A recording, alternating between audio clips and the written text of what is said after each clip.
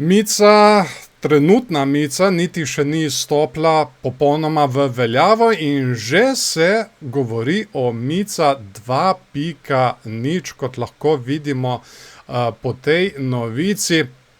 No, evropska uredba Mica je sicer šele dobro začela veljati, ampak se v kriptoindustriji že vse glasneje govori o morebitni različici Mica 2.0.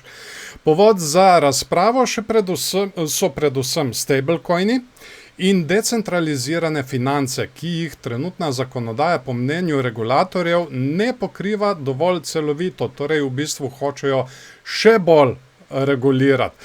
Evropski nadzorniki vse pogosteje opozarjajo na hitro rast dolarju vezanih stablecoinov, kot sta USDT in USDC, saj bi lahko njihova vse večja uporaba zmanjšala vpliv evropskega finančnega sistema in otežila izvajanje monetarne politike. No, ena glavnih tem prihodnje regulacije naj bi bile prav decentralizirane finančne platforme oziroma DeFi.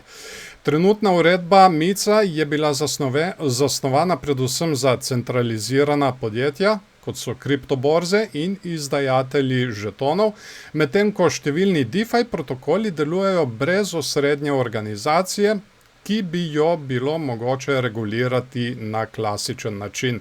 Evropski regulatorji zato preučujejo možnosti za nov regulativni okvir, ki bi zajel tudi ta hitro rastoči del industrije. Zdaj, pomembno vlogo v razpravi ima tudi vprašanje digitalnega evra. To se tudi vse bolj bliža. Mislim, da je leto izida 2029, če se ne motim. Evropska centralna banka pod vodstvom Christine Lagarde že več let opozarja na tveganja povezana z dominacijo ameriških stablecoinov. Prav zato nekateri analitiki menijo, da bi lahko Mica 2.0 prinesla še strožja pravila za stablecoine, ki niso vezani na evro, in dodatne zahteve za platforme, ki omogočajo njihovo uporabo. Kriptoindustrija seveda medtem opozarja, da bi pretirano zaostrovanje pravil lahko povzročilo selitev inovacij iz Evrope v bolj prijazne jurisdikcije. No, kaj pa vi mislite? A so že dovolj regulirali? So morda že prestrogo regulirali?